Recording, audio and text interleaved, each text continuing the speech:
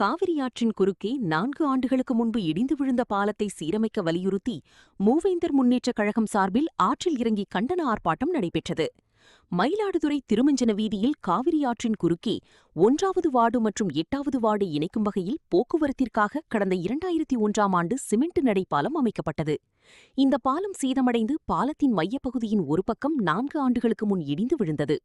இதனால் காவிரி ஆற்றின் மறுபுறம் உள்ள தோப்புத்தெரு, பொட்டவெளி, மாப்படுகை உள்ளிட்ட பகுதிகளைச் சேர்ந்த 500க்கும் மேற்பட்ட குடியிருப்புவாசிகள், மாணவ மாணவிகள் தினமும் பள்ளிகளுக்கு செல்லும் மாணவர்கள் இந்த பாலம் இல்லாத காரணத்தால் 2 கிலோமீட்டர் தூரம் சுற்றுப்பாதையில் செல்ல வேண்டிய நிலைமை உள்ளது.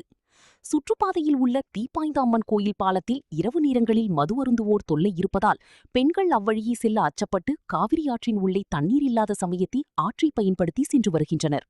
இந்த பாலத்தை சீரமைப்பதற்கு 18 லட்சம் ரூபாய் நிதி ஒதுக்கீடு செய்யப்பட்ட நிலையில் அந்த நிதியை மயிலாடுதுறை நகராட்சி வேறு பணிகளுக்கு திருப்பப்பட்டது. இதனால் பாலத்தை மீண்டும் கட்ட முடியவில்லை. சேதமடைந்த பாலத்தை அகற்றி புதிய பாலம் அமைத்து தர வேண்டும் என்று பொதுமக்கள் கோரிக்கை விடுத்துள்ளனர். பாலத்தை மீண்டும் கட்டாத நகராட்சி நிர்வாகத்தை கண்டித்து மூவேந்தர் முன்னேற்றக் கழகம் சார்பில் இடிந்த பாலத்தின் அருகே காவிரி ஆற்றின் நடுவில் கண்டன ஆர்ப்பாட்டம் நடைபெற்றது. இதில் ஏராளமான பொதுமக்கள் மற்றும் மூவேந்தர் முன்னேற்றக் கழக நிர்வாகிகள், தொண்டர்கள் பங்கேற்றனர்.